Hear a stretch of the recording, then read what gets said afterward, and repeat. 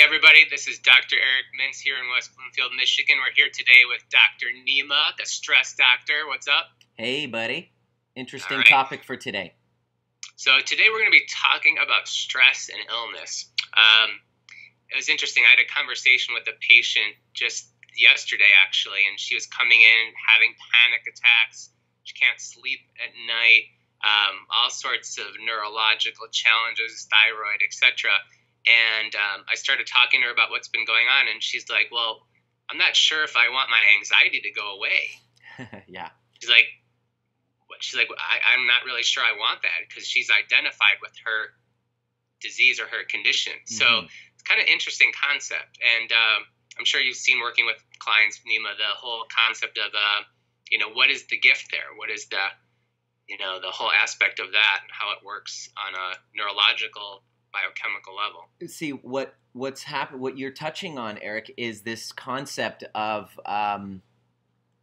finding meaning in disease. And so one of the things that we aren't aware of is that we have subconscious, unconscious motivators sometimes to stay sick or get sick or not be well. And the important part of healing is if you're dealing with any type of an illness, any type of a chronic illness whatsoever, oftentimes you're seeking support from healthcare providers. And what you want to do in this process of doing that is to stop and instead of running away from the disease, is to stop and look at it for a moment. And this is one of the things that I started doing with my patients. This one gal with fibromyalgia and chronic pain, she came to my overview workshop, and we did an overview on it.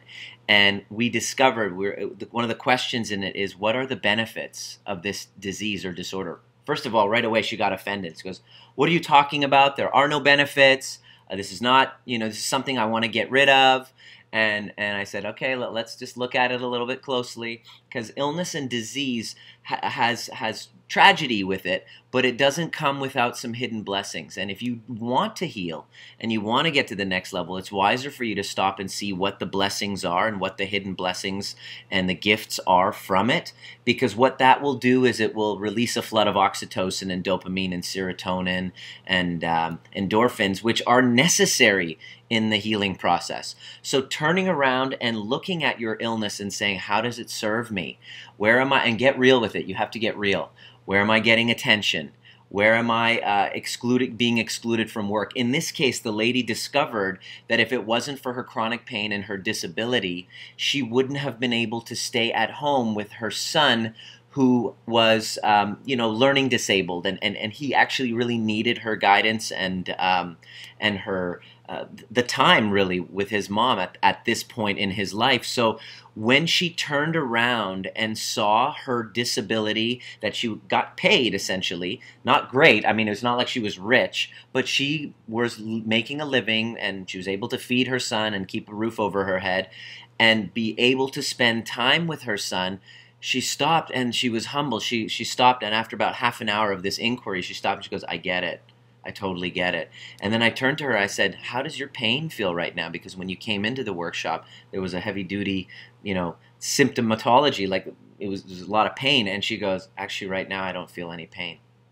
So it was this moment where you shift the perception, you release a different type of chemistry just by changing your perception about your illness, and that is the first step to healing it. Most people in their healing journeys are constantly running away from their illness and running away from their symptoms and saying it's bad, it's terrible, help, help, but they're not really seeing what they're getting out of it. Most people identify themselves with a label or an illness.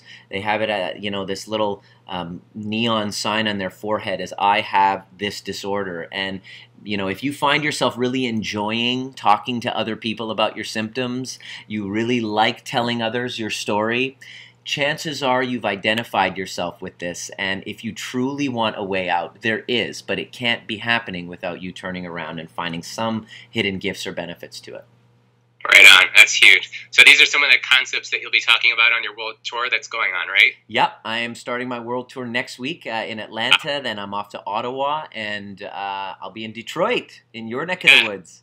in Yeah, we got you April. coming to Detroit in April. Yeah. It's the end of April, April 18th, 19th, and 20th. Heading to Australia, down under, to share this with some people. I just really love teaching people a tool, which is kind of what we call the science of gratitude. Anything that you want out of life, whether you want to get greater health, whether you want to change with your relationship status, or whether you want to have better levels of fulfillment or achievement, you have to start at a place of gratitude. And most people don't do that. They affirm to themselves, yes, I'm grateful, grateful, but they don't feel that gratitude. And so I wanted to find a shortcut to do it, and I believe that I found it. Cool. All right, well, thank you, Dr. Nima. We look forward to our next video blog. Stay tuned. See you on the flip side.